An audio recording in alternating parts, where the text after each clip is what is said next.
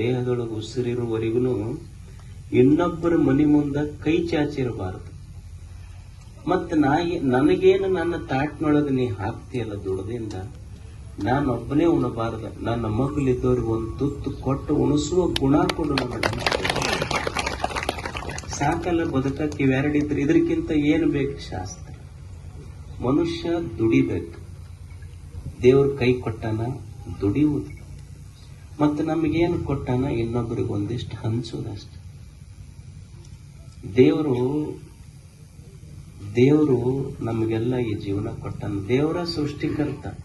ನಾವೆಲ್ಲರೂ ಏನಂತೀವಿ, ಸಾಕಪ್ಪ ಸಾಕಾಗೈತೆ ನೋಡಿ ಸಂಸಾರ, ಕಣ್ಣು ಮುಚ್ಚಬೇಕು ದೇವ್ರ ಅಂತ ಇರ್ತೀವಿ. ದೇವರ ನಿರ್ಮಾಣ ಮಾಡುವ ಕಾಯಕದೊಳಗೆ ಸದಾ ನಿರತನಾಗಿರುವಾಗ ನಾವ್ಯಾಕೆ ದುಡಿಬಾರ್ದು? ದುಡಿಬೇಕು ಮನುಷ್ಯನಿಗೆ ಇದು ಗೊತ್ತಿರಬೇಕು. ಏನು ಅಂದ್ರ ದೇವ್ರ ಕೈ ಎದಕ್ ಕೊಟ್ಟಾನ ಅಂದ್ರ ದುಡಿದು ಬದುಕಕ್ಕೆ ಕೊಟ್ಟಾನ. ನೀವು ನೋಡ್ರಿ, ಸುಮ್ಮನೆ ಒಂದು ಸಣ್ಣ ಆಶ್ಚರ್ಯ ಹೇಳ್ತೇನೆ. ಜಗತ್ತಿನೊಳಗೆ ಕಣ್ಣಿಲ್ಲಾರ್ದವ್ರು ನೋಡಿವಿಲ್ಲ ನಾವು, ಎಲ್ಲರೂ ನೋಡಿವಿಲ್ಲ. ಕೈ ಇಲ್ಲಾರ್ದವ್ರು ಎಷ್ಟು ಮಂದಿ ನೋಡಿವಿ. ಕಾಲಿಲ್ದವ್ರು ಅದಾರಿಲ್ಲ ಜಗತ್ತಿನೊಳಗೆ, ತಲೆ ಇಲ್ದವ್ರಂತೂ ಬಹಳ ಮಂದಿ ಹುಟ್ಸ್ಯಾನ. ಆಶ್ಚರ್ಯ, ಜಗತ್ತಿನ ಆಶ್ಚರ್ಯ, ದೇವನ ಸೃಷ್ಟಿ ಎಷ್ಟು